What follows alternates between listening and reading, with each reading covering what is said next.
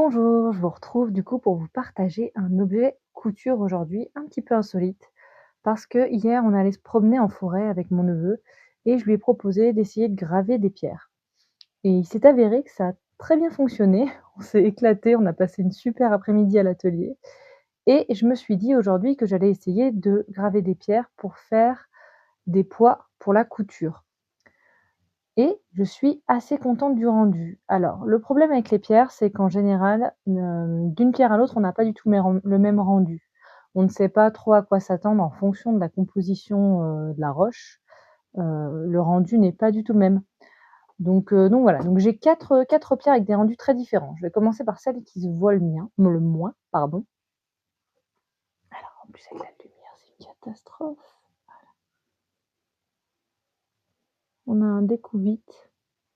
Voilà, je la trouve quand même très belle, malgré que ce soit pas très visible. Oui, ça a quand même bien creusé, la roche. Ensuite, on a tac,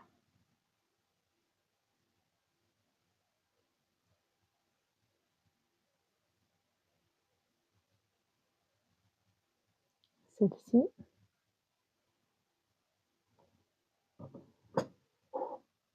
Celle-ci, elle est trop mignonne.